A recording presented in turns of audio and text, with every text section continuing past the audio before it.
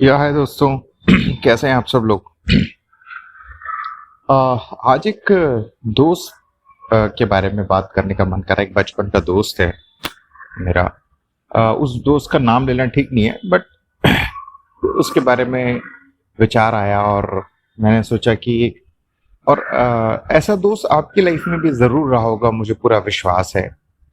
कहीं ना कहीं हमारे हर तरह के दोस्त हैं, तो मैंने कहा चलो मैं आपसे भी शेयर करूं, और आपकी लाइफ में भी ऐसा दोस्त है तो आपको भी कनेक्ट करेगा, और जो है कुछ बातचीत हो जाएगी, डिस्कशंस हो जाएंगे कुछ। तो एक दोस्त है मेरा बचपन का, और मैं बचपन से उसे ऑब्जर्व कर रहा हूँ, देख रहा हूँ।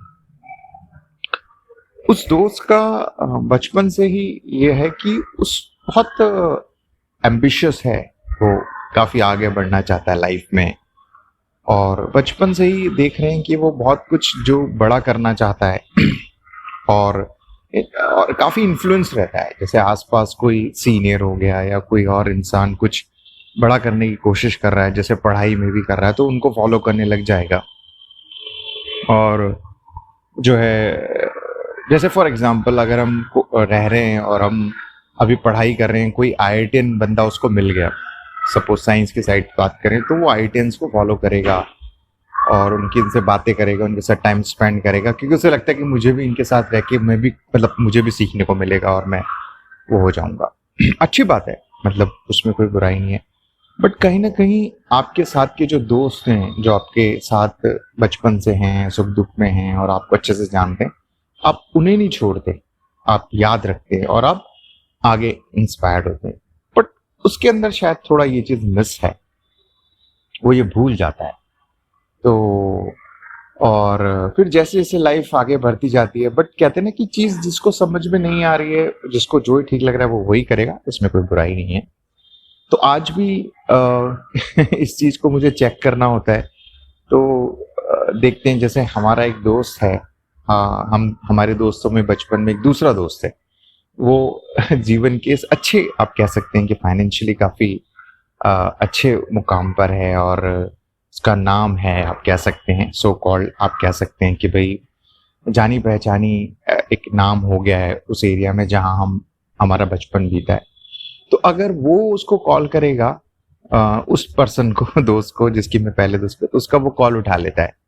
और अगर मैंने या किसी ऐसे इंसान ने कॉल किया जहां उसे कुछ फायदा नहीं है उसको, तो उसका कॉल नहीं उठाएगा, व्हाट्सएप पे रिप्लाई नहीं देगा। हाँ, कभी कुछ उसको भूले भटके याद आ गया, कुछ काम होगा, तो फिर वो कॉल कर लेगा। तो इससे साफ पता चल जाता है कि ये इंसान एम्बिशियस है, और या फिर उन्हीं लोगों से जुड़े रहना चाहता है जिन्होंने सो कॉल्ड पैसा है, जिनके पास नाम है, शोहरत है, और जिनके पास नहीं है उसकी नज़र में इसकी इतनी वैल्यू नहीं है। क्योंकि वैल्यू होती है तो आदमी रिप्लाई करता है, कनेक्ट रहता है ना, कंसर्न रहता है। बट वो उसके अंदर नहीं है।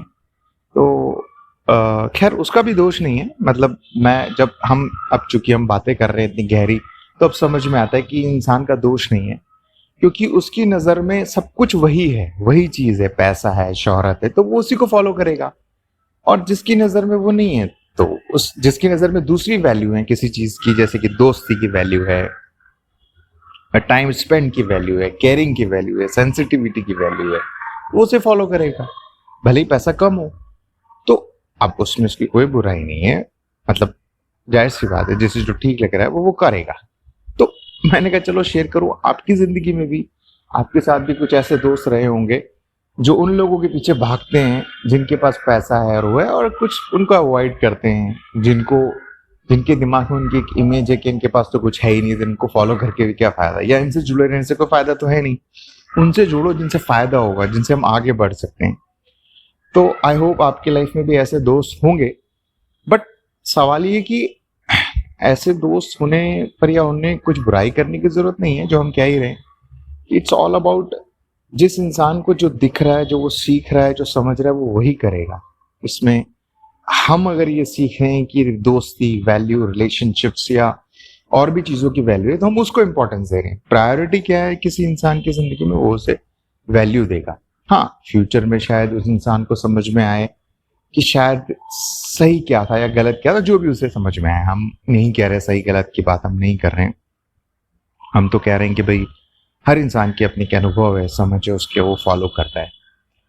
तो खैर, मोरल ऑफ द स्टोरी कि भाई अगर ऐसे दोस्त हैं तो आप उन्हें उनके हाल पे छोड़ दें। उनसे आप इस तरह से ना बिहेव करें या उन्हें जताएं नहीं कि वो क्या मिस कर रहे हैं या उन्हें फ्यूचर में पता चलेगा। लीव इट, आप अपने हिसाब से अपना काम करते रहें और जो है अपनी ज़िंदगी को बेहतर बनाते रहें, अच्छे विचारों से, अच्छी गहराइयों से, अच्छी सोच से, और बाकी अपने जो दोस्तों से जुड़े रहें, क्योंकि एंड ऑफ द डे हमारा वही तकिया कलाम है, समझ का तकिया कलाम वही है कि एंड ऑफ द डे ना आप रहेंगे, ना दोस्त रहेगा, ना कोई कोई नहीं रहेगा।